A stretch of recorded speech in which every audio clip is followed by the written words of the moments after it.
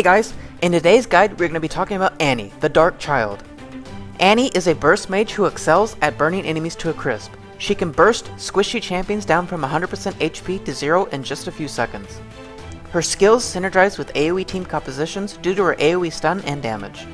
She is also able to bring her teddy bear to life and control him for a short duration upon activating her ult. Let's go right ahead and jump into her skills and passive. Annie's passive allows each spell she casts to give her 1 stack towards her stun.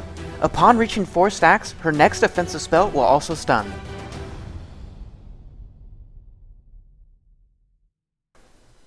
Annie's Q is her main damage spell. She shoots out a fireball that does damage to the target. If this fireball kills a target, the cooldown of Q is reduced by half and the mana cost is fully refunded. Annie's W fires a cone of fire in front of her that does AoE damage to any target hit.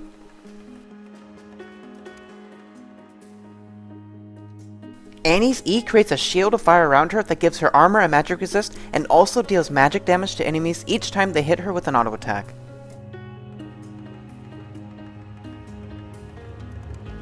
Annie's ult summons Tibbers to her target location.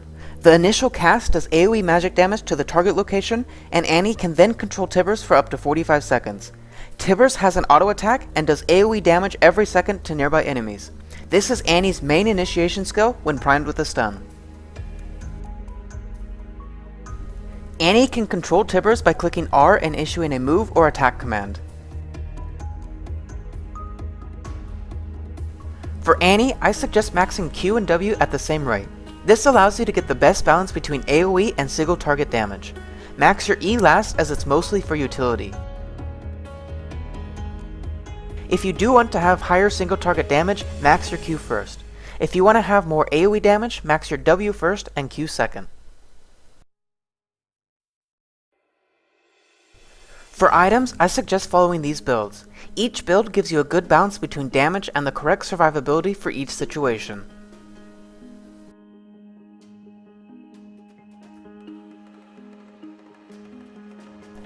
Against an AD opponent, I suggest taking 9 magic penetration marks, 9 armor seals, 9 AP scaling glyphs, and 3 AP quintessences. Against an AP opponent, I suggest taking 9 magic penetration marks, 9 scaling HP seals, 9 magic resist glyphs, and 3 flat AP quintessences.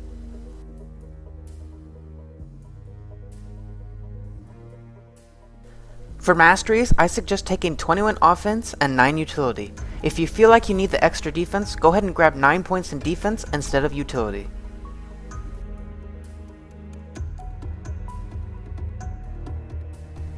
I suggest taking Flash and Ignite in most lanes as you need the Ignite to secure the kill.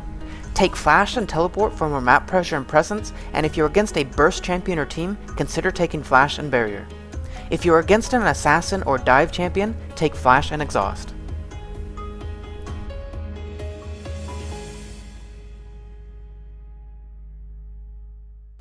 Annie has a fairly strong laning phase and doesn't run into too many hard matchups.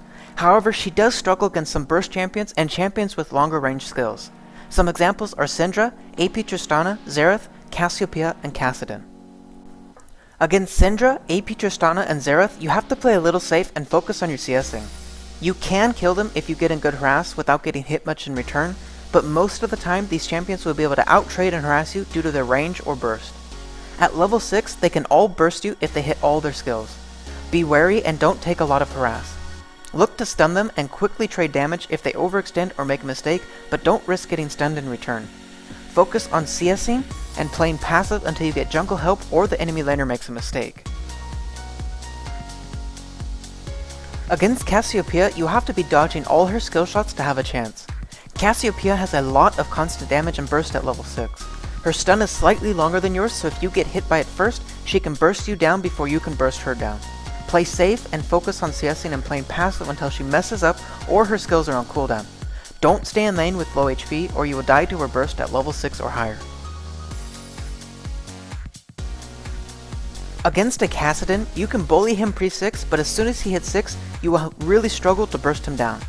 Focus on bullying him in the early levels and trying to get a kill once you hit 6. Poke him down to about 80% HP before you try to all-in him. You will have to play passive once he hits 6, otherwise he will dodge your skills with his ult and outtrade you with his Q shield over and over until you are too low to stay in lane.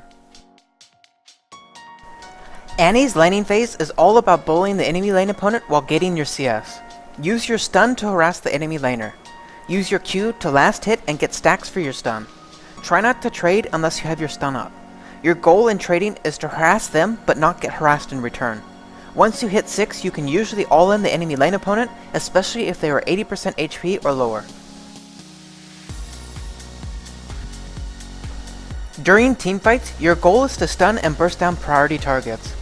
Annie's Tibbers with a W and stun combo is incredibly deadly and will melt squishy players.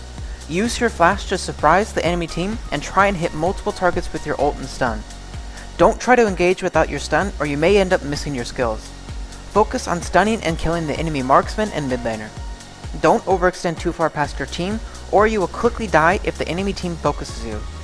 Try to flash ult to catch the enemy team off guard or wait until your team initiates before actually going in. Here are some useful tips and tidbits about Annie.